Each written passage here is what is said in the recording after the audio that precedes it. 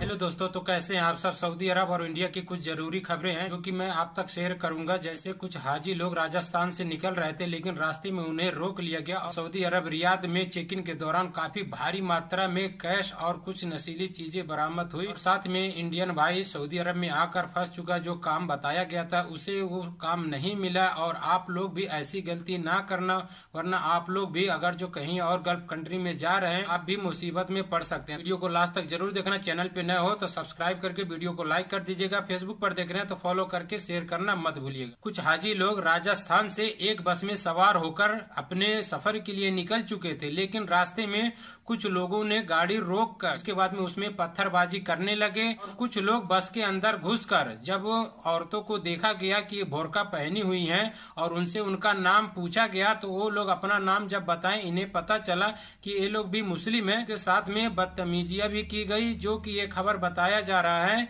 राजस्थान से कुछ हाजी लोग निकले हुए थे सफर पे हज करने के लिए, और उन लोगों के ऊपर FIR दर्ज भी हो चुका और कुछ लोग साथ में गिरफ्तार भी हो चुके हैं। और यहाँ पे आप सब देख सकते हैं कि रियाद में पूरी प्लानिंग के साथ में छापा मारा गया और वहाँ पे काफी कुछ चीजें बरामद की गई, जो कि एक सऊदी सिटीजन का घर था।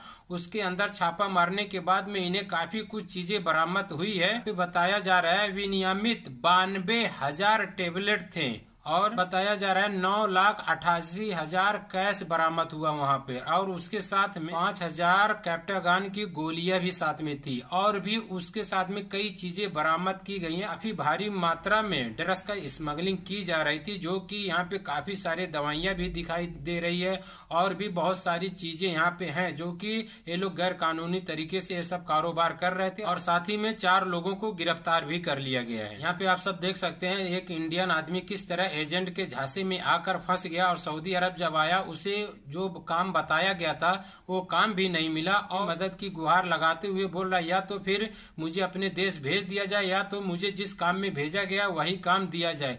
तो आप लोग भी ऐसी गलती मत कीजिएगा। किसी भी एजेंट को पासपोर्ट और पैसा देने से पहले उस एजेंट के बारे में कुछ जानकारी जरूर हासिल कर ले, ताकि आपके साथ में ऐसा कुछ ना हो। वरना आप जो पैसा लगाकर आएंगे वो भी डूब जाएगा, उसके बावजूद भी आपके ऊपर काफी परेशानियां आ सकती हैं। जैसे आपको जो काम बोला जाएगा वो नहीं मिलेगा, दूसरा काम दिया जाता है, उसके बाद में जो सैलरी बोला जाता है वो नहीं मिलता है, उसके बजाय सैलरी बहुत ज्यादा कम मात्रा में मिलता है, और भी बहुत सारी परेशानियां होती हैं। तो जिस एजेंट से आप वीजा लगा रहे हैं उस एजेंट के बारे में जरूर जान लें, वो एजेंट किस तरह काम करता है, कैसे लोगों को भेजा। तो उन लोगों से बातें करने की कोशिश कीजिए कि ये एजेंट जो काम करवाता है वो सही तरीके से करवाता है, अच्छा काम मिलता है, अच्छा सैलरी मिलता है या फिर नहीं मिलता है। इस तरह के कुछ जानकारियां आप हासिल कर लें तो आपको आने में काफी आसानी, और आपका जो काम रहेगा हो सकता है वही काम मिले और सैलरी भी वही मिले। कल मैं एक आदमी से मिला था जो कि सप्लायर कंपनी में आया था, तो उसको 2 महीना बैठाकर अभी सप्लायर कंपनी रखा है, जो कि वो ड्राइवर के वीजा पे ही आया है, ड्राइवर के काम में, और एजेंट द्वारा ही आया, जो कि एजेंट उसे बोला था ये घर खाते का वीजा यानी डोमेस्टिक वर्कर है, लेकिन उसका वीजा जो था वो सप्लायर कंपनी का था। उसे इंडिया में नहीं मालूम पड़ा। जब सऊदी अरब आया और कंपनी में गया तब जाके इस बंदे को मालूम पड़ा कि मैं डोमेस्टिक वर्कर में नहीं, कोई कफिल के पास में नहीं, बल्कि मैं सप्लायर कंपनी में आया हूँ।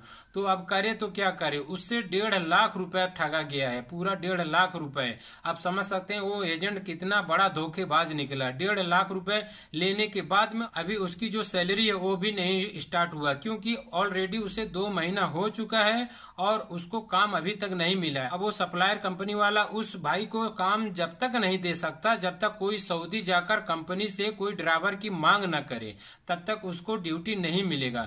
सप्लायर कंपनी का मतलब यही होता है कि अगर जो किसी घर में ड्राइवर की जरूरत है, किसी और काम में जरूरत है, तो वो लोग कंपनी वाले के पास में जाते हैं कि मुझे 3 महीने 6 महीने के लिए एक ड्राइवर चाहिए, या फिर इस काम के लिए मुझे आदमी चाहिए। तो ये लोग सैलरी फिक्स करके उस आदमी को लेकर आते हैं। फिर जो सप्लायर कंपनी में आए हुए होते हैं, चाहे ड्राइवर हो चाहे कोई और वर्कर हो, तब जाके उन्हें ड्यूटी मिलता है, तब जाकर उनका सैलरी शुरू होता है। तो आप लोग समझ सकते हैं किस तरह से सप्लायर कंपनी में काम होता है। और दूसरी बात, अगर जो आप जानकारी ले लेते हैं एजेंट के बारे में तो आपका काम आसान हो जाएगा और ऐसे परेशानी से आप बच सकते हैं, आपका पैसा भी डूबने से बच सकता है। आज की जानकारी बस इतना ही, तब तक के लिए अपना ख्याल रखिएगा। मिलते हैं फिर किसी और नए जानकारी के साथ में किसी और नए वीडियो।